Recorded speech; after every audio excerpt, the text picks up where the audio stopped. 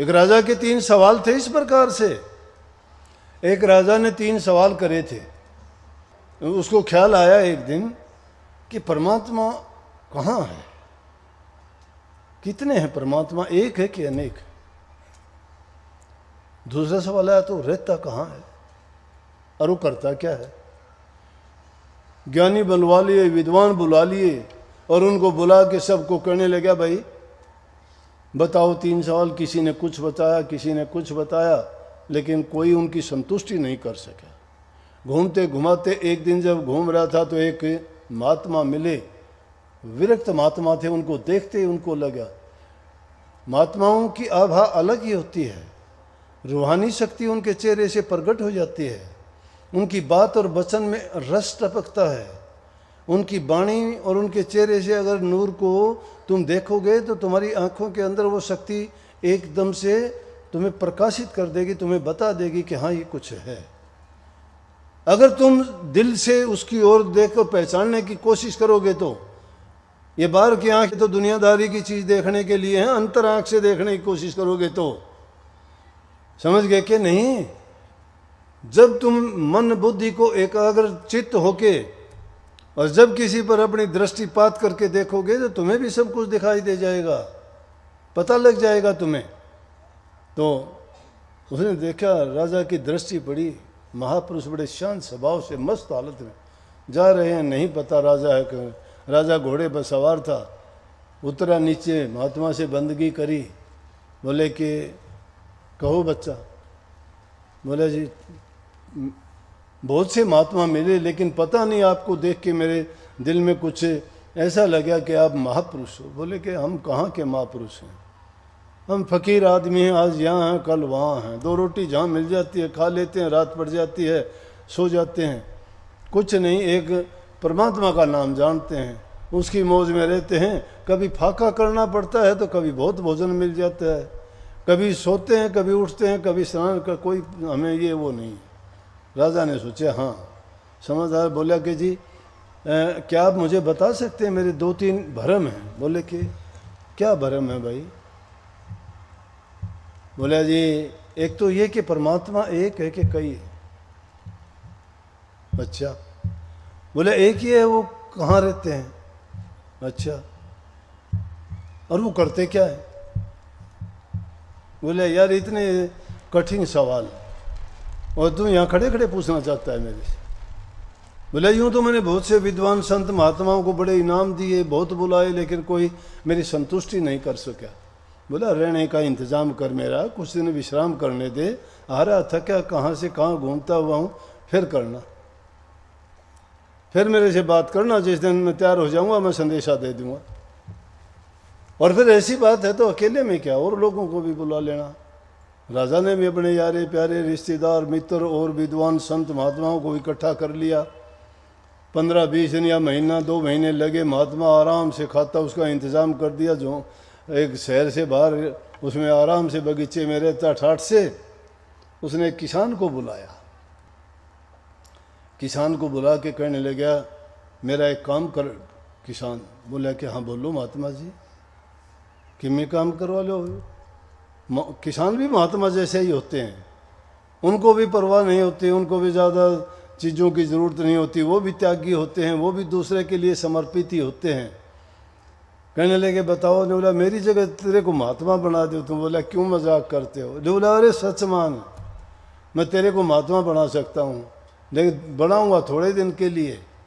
बोला कि अगर आपको अच्छा लगता है, आपका कोई बात है तो बना दो। उसको महात्मा बना दिया और महात्मा राजा को संदेश भेज दिया, उसको बातें सिखा दी कि भाई इस तरह से तेरे से राजा जब कहेगा।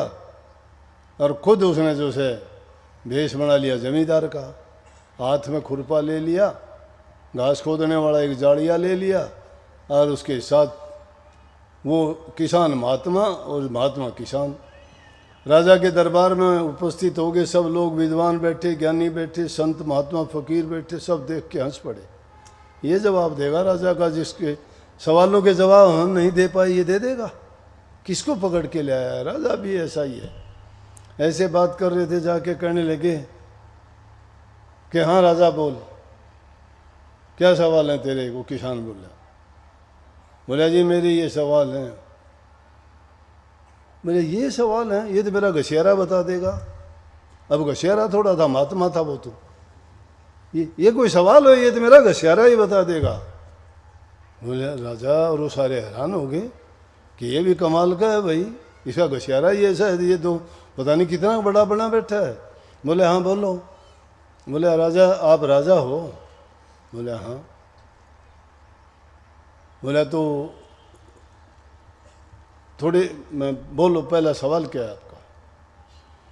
बोले कि वो परमात्मा से पहले क्या था? वो एक है, अनेक है, या परमात्मा से पहले क्या था? बोले आपके मोती मिल जाएंगे? हाँ मिल जाएंगे। तो हुक्म दिया, राजा मोतियों की प्लेट भर के आ गई। बोले एक बार गिनना कितने हैं ये? राजा ने उठाया एक, बोला एक, फिर बोला दो, अरे कितने? फिर दोबारा गिनना, मैंने सुने नहीं। बोला एक, बोला दो, बोला एक नहीं, अच्छी तरह गिन, गलत गिन रहा है। बोले गलत कहाँ गिन रहा हूँ, एक ही तो होगा। बोले एक से पहले भी होगा कुछ? बोले एक से पहले? हाँ एक से पहले भी होगा ना कुछ। नहीं बोला एक से पहले कुछ नहीं। तो नहीं बोला परमात्मा से पहले क्या होगा? वो एक ही है, उससे पहले क्या होगा बता? राजा हो गया काबू का। बोले हाँ ठीक है जी। बोला तो वो रहता कहाँ है? दूसरा सवाल मेरा ये, रहता कहाँ है? बोले ऐसे ही पूछे जाएगा, मेहमान को पूछते हैं, चाह पानी आओ भगत करते हैं, तूने आते ही सवाल दागने शुरू कर दिए। बोला भाई दूध लेके आओ महात्मा के लिए। बोला और कुछ नहीं? बोला दूध मंगाओ। दूध मंगाया, दूध को लेके उसको यूं देख रहे हैं। बोला जी दूध है, मीठा डाल रखा है इसमें, लो दूध लो आप। उसमें उंगली मारने लग गया। बोला क्या कर रहे हो? बोला घी देख रहा हूँ, कहते हैं दूध में घी होता है। राजा बोला जी ऐसे नहीं मिलता वो। बोला कैसे मिलता है? बोला इसको गर्म करना पड़ता है, जमाना पड़ता है, फिर रड़कना पड़ता है, फिर मक्खन निकलता है। बोला परमात्मा भी इतनी आसानी से नहीं मिलता, उसके लिए भी इतने काम करने पड़ते हैं, उसके लिए भी आदमी को इतने ही प्रयास करने पड़ते हैं जिस प्रकार से उस दूध से निकालना पड़ता है। दो सवाल पूरा होने के बाद कहने लगा वो करता क्या? मैं बोला कि कमाल करते हो, जो बातें मैं तुझे बताता हूँ मैं तेरा गुरु हो गया कि नहीं? बोले हाँ। तो शर्म आनी चाहिए, मैं जूतियों में खड़ा हूँ, गुरु तो तेरा जूतियों में खड़ा है, तो गद्दी पे बैठा है। राजा उतर के नीचे आ गया। बोले वहाँ खड़ा हो। राजा को जूतियों में खड़ा कर दिया, आप कुर्सी पे बैठ गया। बोला बोल तीसरा सवाल।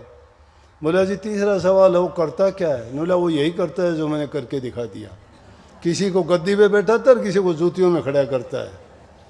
महात्मा के सामने हाथ जोड़ लिया। कहने का मतलब मेरा ये था कि ये दिखाने के लिए वो शक्ति है, लेकिन दिखाई नहीं देती। मिलेगी कैसे?